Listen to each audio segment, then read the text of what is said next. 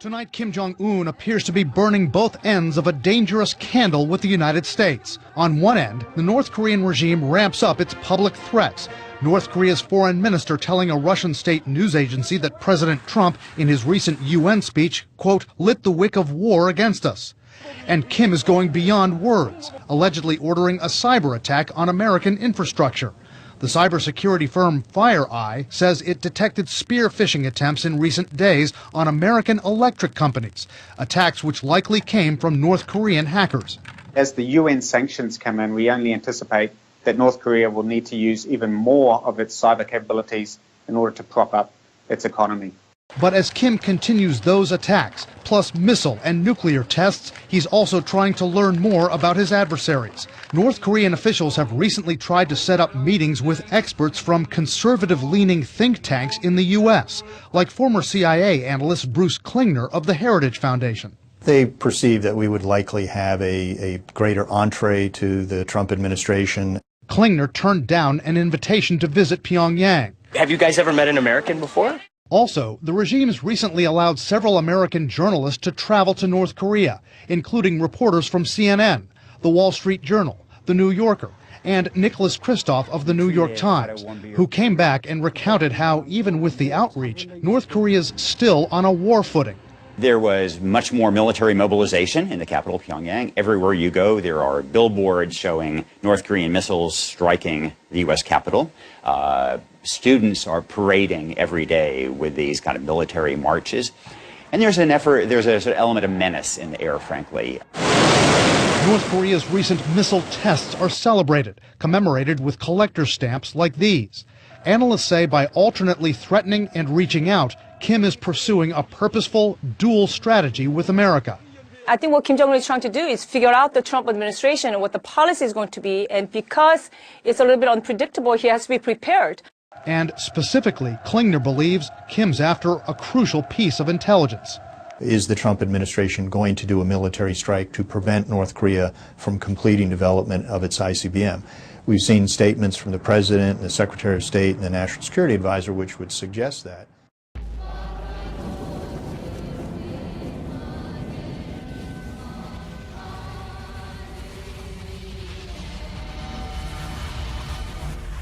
Well, fortunately, Jake, President Trump and President Xi have probably one of the closest relationships the president has with the head of state. As you're aware, they've had two major face-to-face meetings, the summit in Mar-a-Lago, a very comprehensive bilateral in Hamburg. The president speaks to President Xi on the telephone frequently. I think they've had 7 or 8 calls. I have a very close relationship with the state counselor of China who reports directly to President Xi on their foreign policy. So rest assured that the Chinese are not confused in any way what the American policy towards North Korea or what our actions and efforts are directed at. But don't tweets like that undermine you? Well, I think what the president's doing is he's trying to motivate action on a number of people's part, in particular the regime in North Korea. I think he does want to be clear with Kim Jong-un and that regime in North Korea that he has military preparations ready to go, and he has those military options on the table, and we have spent substantial time actually perfecting those. But be clear, the president has also made clear to me that he wants this solved diplomatically. He is not seeking to go to war. So he doesn't think it's a waste of time? But no, sir, he has made it clear to me to continue my diplomatic efforts, which we... So that's right now. Rebecca, obviously this ups the ante in the war words at a minimum, to Jennifer's point here, but I'm wondering if it also opens up other possibilities we didn't originally envision when it comes to the North Koreans. What do you think? Well, you know, as the United States has become more dependent on the electrical grid, this is what Americans use for our phones, for our computers, for emergency responders, our financial system. We've become incredibly reliant on the electrical grid, and that's why you see countries like North Korea who have set their sights on that and understand that this is a very vulnerable target.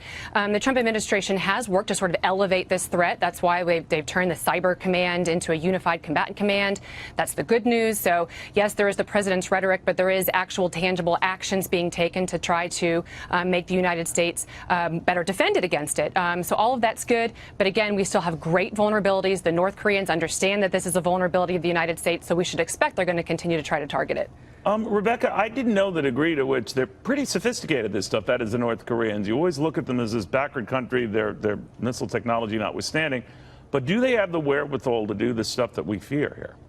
You know, we have this tendency to underestimate the enemy, but we shouldn't, because you have to understand what the regime is up to. They want to hold the United States truly at risk, and so they're looking at these sort of cost-effective ways to do it by missiles and now through cyber attacks. We've seen that the North Koreans have also considered the electromagnetic pulse method, the EMP attack. You know, it's launching a nuclear weapon and detonating it high up in the atmosphere, and that can also fry the electrical grid. So they're looking at different ways. One thing I would recommend, too, is there is this EMP commission that was communicating to Congress and the government about how industry can collaborate with the government to better protect the electrical grid. That has expired. That's something that, you know, that the U.S. government can sort of reestablish again, because we got to get ahead of this thing. The North Koreans are working to hold the United States at risk. We have to be creative.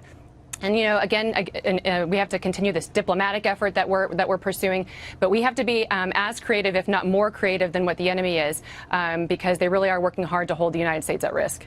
Rebecca, always good having you on. Thank you very much. Rebecca Heinrichs.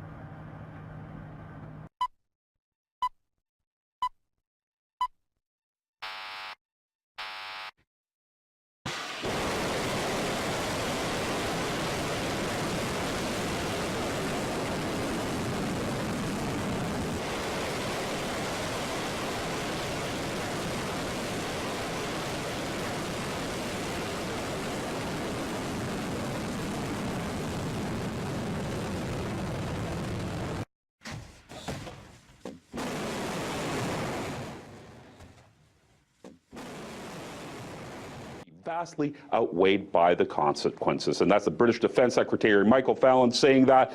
Now, Michael Fallon, look, the West has a lot of reasons to be afraid of what's going on. 6 nuclear tests in recent months, a couple of missiles shot over Japan by North Korea. But the fact of the matter is you have to kind of sit back and think about, why is this going down?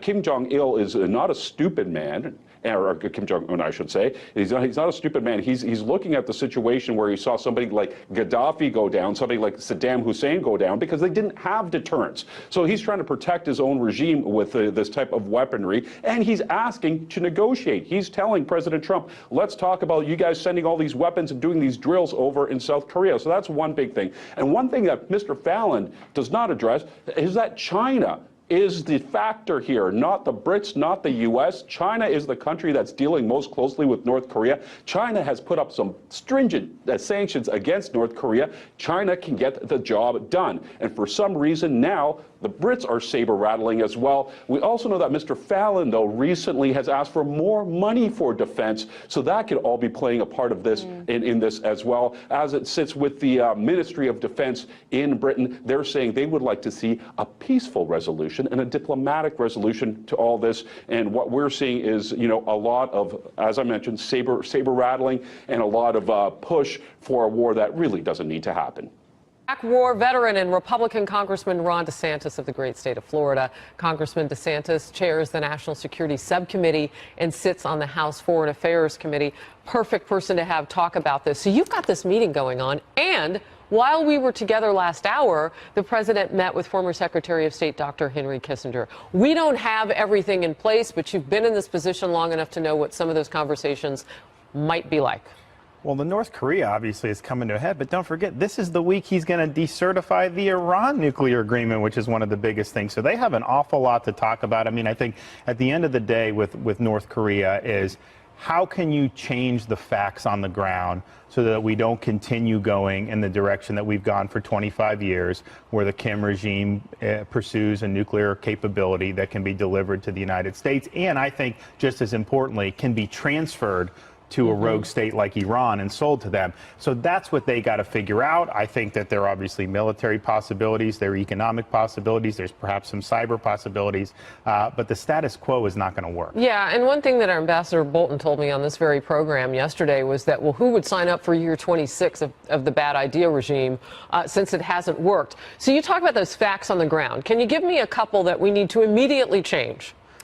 Well, I would say, and they have gone in this direction, but whatever you can do to choke off money going to the Kim regime, particularly through China, the more and more you do that, the more difficult it is for Kim Jong-un to operate. It doesn't mean he's going to turn over and give up his nuclear program, but I think the more problems he faces domestically, the more instability we can create would be good for us. Ultimately, if we could have a different regime there, then that would make things much easier. And that's interesting.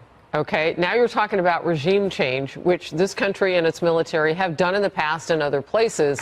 Are we ready for that? Well, it's not necessarily doing it through our military. I mean, if you can weaken him, if he's hurting for cash, you can create problems like on the ground. Like a coup within his own country? That can then be exploited, perhaps. I mean, if the government collapsed on its own weight, look, it's a dysfunctional system. They're running it like a prison. It isn't like he's got a lot of popular consent behind him on this Can I just throw this out, though? You know, he's the younger of the two who have had the mantle, if you will, as dictators in North Korea that share the name Kim Jong. His father had it too, ill. Now we've got Un. Are we confident that even if we were to help this regime be knocked down, that the next thing that pops up like a mushroom out of the ground is something that's going to be better? In this case, I don't think you could do any worse. I mean, I think there's always that fear, just generally speaking, but I think this is a brutal regime where the people are basically enslaved and have been for decade after decade. So I think anything that would happen would be an improvement. But I mean, if you had a reunified peninsula under democratic rule, all of a sudden this major issue would go away. Decertification of Iran and the talks that he's having right now with his secretaries of state and defense. Where do you think this president is? What are we going to hear on Thursday? I think he will decertify it, because in order to certify it, he has to certify two things. One, that Iran's in compliance, which I think is hard to do because they've exceeded heavy water stocks, they've exceeded a number of advanced centrifuges, but you also have to... In its nuclear program, not to mention the missiles that they've been firing. Exactly. But you also have to certify that it's in the vital national security interests of the United States. And he said it's one of the worst deals ever. I don't think it's in the vital national security interests of the United States. I think it's undermining our interests. So I don't think he can do the certification again. But the question is then what do we do next to try to put Iran back in the box? I love having you here because I can ask you questions that I know in the Foreign Affairs Committee and others on the Hill have to be talked about. And that is with regard to those side deals. Do you feel like you got the whole story? Never. We never got the side deals. You remember the Corker-Cardin? It required the Obama administration to produce all side deals. And what happened? Did they burn it? Did they lose it? Did it fly out the window? We never received the IAEA side deals with Iran about the previous military dimensions and about other aspects of their nuclear capability. Those are some of the most important pieces of information you need to even be able to evaluate the deal. So no, this thing has been a disaster from the start. All right. So the talk about, oh, the president is going to pull out of this deal, that's not accurate, correct? But what is he going to do in terms of how it will look different, how it will feel different to those of us in America? It's a great point. The decertification is about U.S. domestic law, the Corker-Cardin bill. It is not the same thing as the JCPOA, which is effectively the Iran deal. Now, decertifying puts us on the road to get out of the Iran deal. But remember, Harris, it was never ratified as a treaty. The Iran deal is not binding U.S. law. The president could simply stop abiding by it tomorrow. So the question is, you know, once you decertify, which I think you have to do, you know, what sanctions regime, what other countries can we bring to bear, what other pressure can we bring to bear on Iran? But we're going to have to do something. You remember the warm reception he got from the Gulf states. The reason why they did that is because they see Donald Trump as somebody who understands the threat posed by Iran. So it's not just people in the Congress that want to see more action. You have a lot of people around the world who are worried about the Iranian nuclear threat. So you talk about the Corker-Cardin bill. And you consider the president's tweets right now with Bob Corker. And the only thing that he gave us, according to one of the president's tweets, was the Iran deal. And then you talk about putting this in the hands of Congress. Where should the American people feel their confidence should lie if this goes back to the body that spit this out? Well, part of the reason the Iran deal was so disastrous because you had a President Obama who was pushing for it. I think if President Trump pushed for tougher sanctions on Iran, I think the Republicans would rally around that. But you know what? I think you'd see some Democrats who voted for the Iran deal who now have buyer's remorse because we've seen Iran's belligerence. You don't have to name increase. anybody, but have you talked to anybody? We actually, I've spoken you can with name some them if people. you want to. We've spoken to some people. Just the Iran deal, remember, Obama lobbied that as hard as anything he did as president, including Obamacare. So now you don't have him there. So some of the, I think you may see some say, look, we got to try something else. Real quickly, without a brand new authorization for war or whatever it would take, could we see this president